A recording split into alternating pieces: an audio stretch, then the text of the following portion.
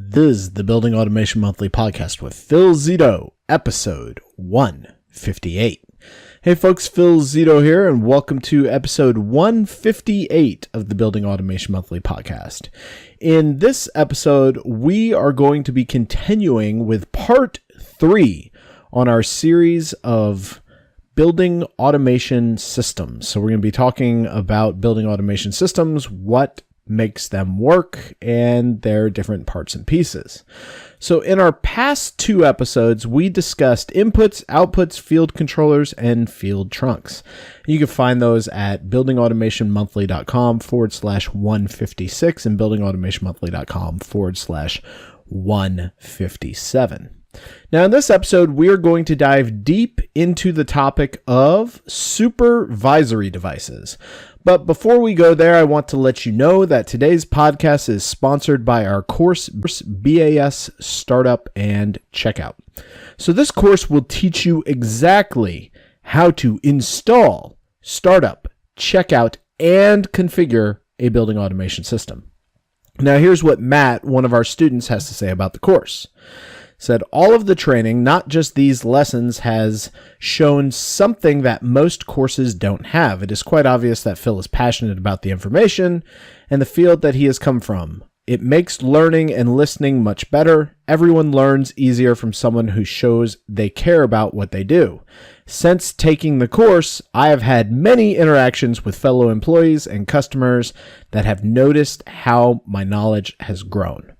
If you are a technician, or if you're looking to become a building automation technician, then this course is definitely for you. I encourage you to sign up by going to buildingautomationmonthly.com/158, scrolling down to the BAS Startup and Checkout logo, and clicking on that logo.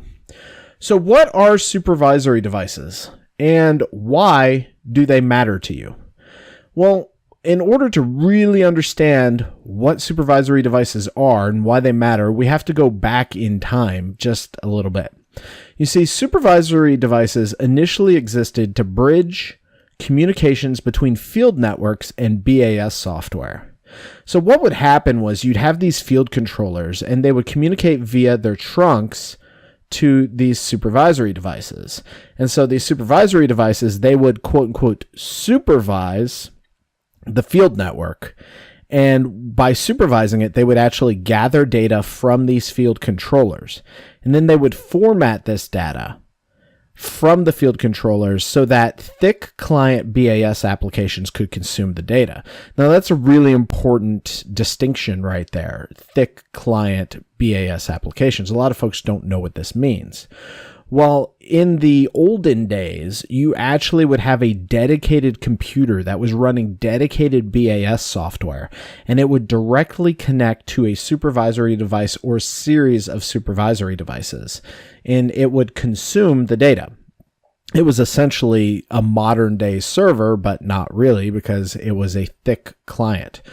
So really the sole purpose of this was to consume the data from the field controllers and just present it onto this non-moving, non-networked, standalone, thick client application. Now, fast forward a couple decades, and we have supervisory devices that can operate entirely standalone.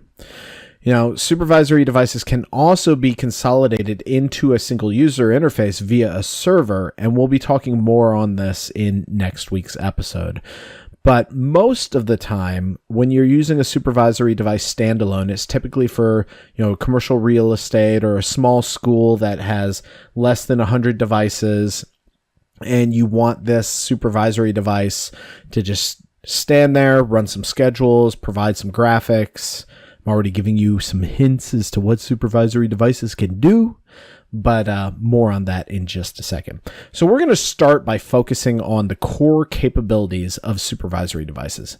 Then we will expand outwards, looking at additional capabilities, and we'll finally close by looking at when you need a server, basically when a supervisory device is no longer good enough, and how supervisory capabilities are moving downwards towards field controllers, aka the edge. Now, we've talked about this a little bit in episode 157 when we were talking about field controllers. We're going to expand on this a little bit more. So supervisory devices, as I mentioned, they primarily supervise a field network. Now, field network is basically how your field controllers are able to communicate amongst themselves as well as to communicate to the user interface. Now, these supervisory devices, they're going to have a special set of code inside their firmware, and this will allow these interfaces, RS-485, 232, FT10, IP, etc., to consume data from the field controllers. So it's really important that we understand this concept of firmware and specialized code bases, because when we look at some supervisory devices on the market that have the capability to interface with a wide array of controls, the way they're able to do that is they actually have these code snippets developed that can be uploaded into the supervisory device, and then the supervisory device can utilize their physical interfaces to communicate with that building automation system's protocol. So these field controllers, like I mentioned, they're physically connected to a field network, and they're utilizing wired or wireless.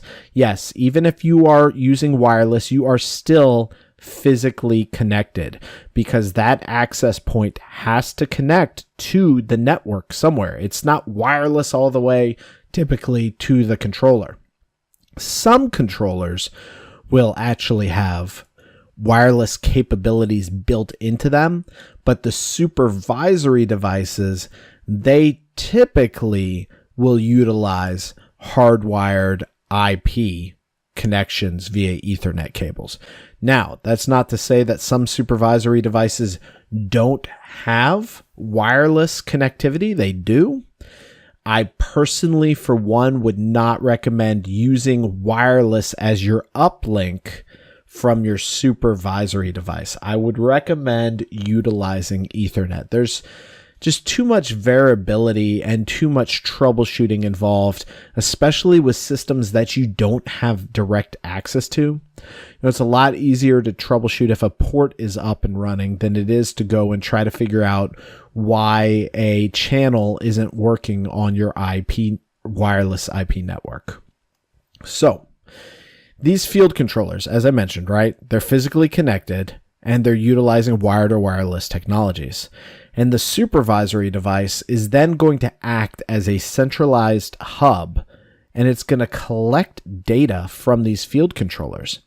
Now, it typically does this by polling or subscribing to data.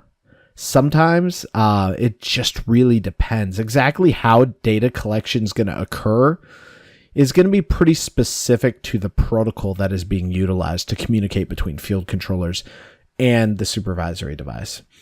And I know we haven't talked a lot about protocols in this series, but just realize once again, protocols are the rules of communication and data format that are utilized to communicate between two devices.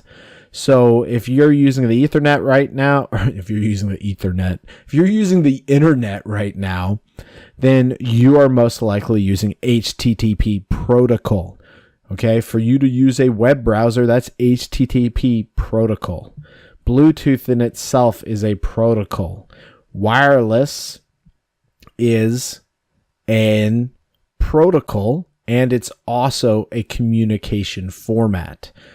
So MSTP is a protocol, and it's also a communication format. You're starting to get the point here, what protocols are? Okay, cool. So some supervisory devices are limited when it comes to protocols. They are limited to specific protocols and specific physical interfaces.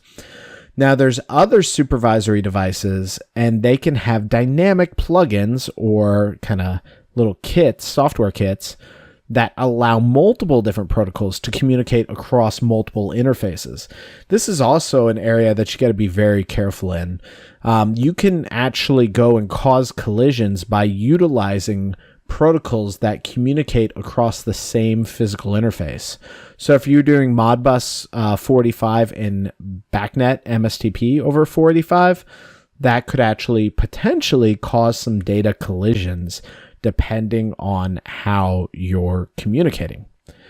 All right, so at this point, we've managed data. We've got data coming into our supervisory devices via our interfaces and our protocols. Now, the reality is, it's one thing to collect data. I mean, it's all well and good. That's great. We've got the data at a single point. But in order for us to send commands, in order for us to actually see what's going on with the data, we need a way to visualize the data. And give me 1 second. I'm going to take a sip of this coffee real quick. Much better. Never record a podcast without having a cup of coffee with you. It helps. But as I was saying, in order for us to do stuff with this data, right, we've got to have a way to visualize the data. Now, many supervisory devices actually have web servers built into them. And these web servers act as a capability or act to provide the capability for our supervisory devices to share information via web browsers. Now, here's a side note, just something of importance, especially if you're dealing with IT folks and they're like, what's this thing you're putting on my network? Well, supervisory devices, in most cases, are actually mini computers running an embedded version of Windows or Linux operating system. So whenever you're talking to an IT person and they're worried about this device and they're like, I've never seen a device like this, most of them, when they start to understand that this is no different than a standard Windows or Linux embedded device and that they can monitor its communication using standard protocols, they start to ease up just a little bit on their concerns. Now, I do want to be really clear on one thing, and it's that some supervisory devices currently and legacy supervisory devices require you to use an application to connect to them. I mean, many of folks who grew up in this trade have remembered the nightmare of trying to match the proper Java version to your supervisory device so you could connect to it, or making sure you have the proper version of the custom manufacturer application to connect to that supervisory device. Now, the good news is that a lot of folks are getting away from this. Nowadays, supervisory devices have the capability and the bandwidth to run their own web servers. And so we're seeing a lot of supervisory devices that are moving towards having their own HTTP web server that you're going to be able to communicate directly with utilizing a web browser, and everything's going to be viewed in HTML. So when you hear, web friendly or web-based user interface, that's what all that stuff means. So you type in the IP address of the supervisory device, and you log in, and voila, there's all the data from your field devices. But how is it formatted? What's going on? Well, typically when you log into a supervisory device, nothing's there. There's nothing. Sometimes there's not even interfaces yet. So as a technician, as a designer, whatever your role is working with that supervisory device, you're going to actually have to go and add the interface to the supervisory device. And then you're going to go and discover these field devices into that interface. So they're going to show up in what's commonly called a tree. Now, a tree is very similar to like if you were to open File Explorer on Windows, and you'd see C drive, and then under C drive, you would have, program folders, and you could expand that. Well, that's kind of what that tree structure is. You're going to have, supervisory device, then you're going to have your interfaces, and then you expand your interfaces, and you got your field devices, and you expand those, and you've got your points, and you expand that, and you've got something new called extensions. Now, extensions are really simple to explain, but still a lot of folks struggle with them. Extensions, all they do is extend the capability of points and devices, hence the name extensions. Now, some of the most common extensions are trends, alarms, totalizers, and schedules. So trends basically provide historical reference to point data, so they tell us what was going on with a point in the past. Alarms are typically threshold-based, And when a state changes or a threshold is exceeded by a point, then an alarm is triggered. Totalizers are nice little things for runtime. If you want to switch your lead lag pumps based on runtime or scheduling or just run maintenance, etc., you can use totalizers to understand that. And schedules, I don't want to say everyone knows what schedules are, but schedules are a very common extension that most folks know what are. And schedules exist to allow you to schedule when devices go on and off or occupied and unoccupied. So, supervisory devices, they're going to represent this point data in the tree. But oftentimes that's not enough because sometimes you need context. It's one thing to see 50 points under a device and be like, oh, yeah, that's awesome. But for our average user who may not have the mechanical experience and may not have the knowledge that we have, they need to have something graphical that gives them a picture of what's actually going on, and hence the capability known as graphics. Graphics typically will represent a floor plan, a system layout, a status, and you typically have three main graphics, right? You have a overview graphic, a floor plan graphic, and a space graphic. Occasionally you'll have an equipment graphic as well, and those will be laid out. Now, in addition to all of these capabilities, right now we've got a lot of capabilities packed in this little supervisory device. But in addition to all these, we have this thing called logic. Now, yes, you perform logic in your freely programmable controllers down at the field level, but we also have this thing called global logic, and it's really powerful, and I find with newer technicians, it's often underutilized. This is something that you can utilize in your supervisory device, and it's kind of a chicken versus the egg, which came first.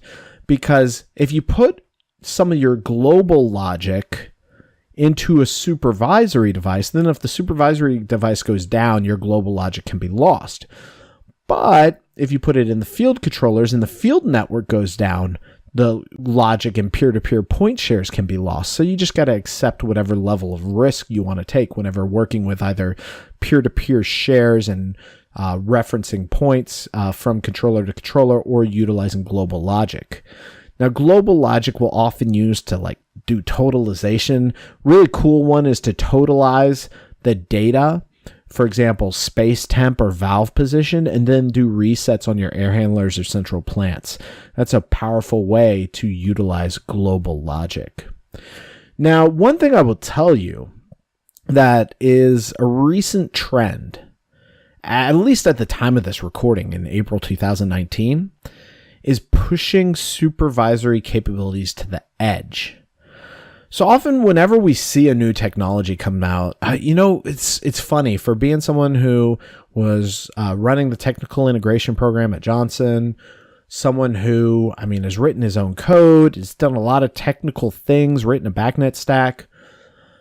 I am a extremely technology adverse person. So whenever I see all these new capabilities coming out, like lately, everyone's all AI, artificial intelligence is the greatest thing in the world. We have no place where it's actually implemented if someone didn't go and actually pay for it through marketing funds. But hey, let's completely neglect the fact that we don't have any non-prototype products or any real technology that we can roll out. And let's just talk about it because it's popular. Do you wonder how I feel about AI? Yes, that's how I feel about AI. But anyways, whenever I see technology that is being kind of promoted and really pushed out, especially in social media and just by marketing, I tend to go and think to myself, why? Why does having the ability to trend at the edge or alarm at the edge or use a web interface at the edge, why does that matter? Why am I going to pay a premium on these field controllers for these capabilities? Well, that's a damn good question because it is a premium. It's like a 20 to 40% premium that you're paying in order to have these capabilities. And there's a really good reason why. Mission critical spaces, mission critical buildings, when seconds matter, having the ability to log into that field controller and know exactly what's going on and have it be completely independent of a supervisory device is amazing. I remember back when I was doing service at an AT&T data center, and they had the American Idol machine. And the American Idol machine, when it was running, they said something crazy like $1 million a minute or $1 million a second. I think it was like $1 million a minute, because $1 million a second sounds freaking crazy. But basically, this machine was, call in and let us know who you think should move on. And then they would charge money. And that thing made money. So the ability to know that it was running, the ability for it to have its own dedicated cooling system was really, really, really important. So there are buildings where having near 100% uptime is critical, where having the ability to visualize trends, alarms, being able to schedule independent of any other device is critical. And so we tend to see that these kind of controllers, while I don't necessarily recommend having these controllers or these capabilities in a VAV controller, having them in a field controller in your central utility plant, now that is a good idea. There actually is a reasonable use case there for justifying the cost difference, because the ability to have that standalone and function and not take down your entire hospital or not take down your entire data center is actually quite valuable. Now, another question that is quite oftenly asked when it comes to supervisory devices is, when do I need a server versus a supervisory device? Now, we're going to talk a lot about servers. We're going to talk about database servers, application servers, web applications, APIs, all sorts of stuff in next week's episode. However, we have to remember that the primary purpose of a supervisory device is to be what? Is to be a standalone gateway. And the fact that we can visualize the data from that supervisory device is even better. Now, some supervisory devices, they are able to consume data from multiple supervisory devices. So basically, you have a supervisory device and you have multiple other supervisory devices that are mapped underneath it. But this violates a very important rule of system design. And it's not too often that I get into my super techie architectural technology stuff, but there's a rule in system and software design, and it's called the rule of single use. It's the S in the SOLID principle. And the single use principle is extremely important. If you really want to avoid having cascading system failures, follow the single use principle and you will really just avoid a lot of common failures that people have. When I go to sites and folks are like, oh, the server's so slow, what a piece of crap. And then I'm finding them playing solitaire on the server or like doing their March Madness cards or whatever. I don't do March Madness, so I have no idea what it's called. It's whatever. But, doing whatever it is they do during March Madness that probably involves some form of bandwidth consumption on the server, when the server's main purpose is to serve resources, not to act as a web browser, you start to see how that violation of that single use starts to have detrimental effects system-wide. Now, the reality is we want to use our supervisory devices as our gateway, and then we want to use servers as a way of serving data to a user interface. And like I said, we'll talk much more about this in next week's episode. But we have to realize that we can utilize supervisory devices as user interfaces. When we do that, we have to realize that that is consuming resources on the machine. It's very important to realize that supervisory devices and servers have limited resources in their computational capabilities with their CPUs, in their memory, in their storage. And because of this exact issue, it is really important that we don't try to use a supervisory device to map in 10 other supervisory devices and host all the trend data in a database and then expect that supervisory device not to brick. It's very important that we understand the limitations. And this is what I'm going to leave you all on. I'm going to leave you all on this concept of resource limitation, because it's something I don't hear a lot of folks talk about, but I can't count how many times I've went to sites that had hundreds of devices mapped into a trunk that should have had 50. Or I've went to sites that had tons and tons of graphics and points and point extensions on everything. Because why just have one trend when you can have 10 trends on the exact same point? I literally saw a zone temp that had a change of value trend, had a 1 minute trend interval, 5 minute trend interval, 10 minute trend interval, 15-minute trend interval, and now I feel like I'm in a slap chop commercial because it's not all, folks. It also had a 30-minute trend interval. And I mean, it's why? Why would you do that? But folks do those kind of things, ignoring the resources that are limited in their supervisory devices and their servers, and then they wonder why they perform poorly. So be really aware of the resource limitations of the hardware that you're working with. This is one of the biggest reasons that trunks are slow, that supervisory devices are slow, that they brick and just fail, is because of people exceeding resource limitations and not respecting those hard boundaries. All right. So with that being said, everything I discussed today can be accessed at buildingautomationmonthly.com/158. And this week's episode of BAM TV will be on parts and pieces number 2. So we're lagging the podcast by about 1 week with the BAM TV. If you haven't checked out BAM TV, we're up to episode 9 at the time of this recording. I really encourage you to go check that out. That's something we're starting up again. And that is our YouTube show on YouTube. I guess that's redundant, right? But that is our video show on YouTube that you can access and watch and learn for completely free. So with that being said, I encourage you all to go to buildingautomationmonthly.com/158, find out about our BAS startup and checkout course, enroll in that or one of our other courses, check out our corporate training plans, and as always, continue to use our free resources to grow in your building automation career. Thanks a ton for being here, and I can't wait to talk to you all again next week. Take care.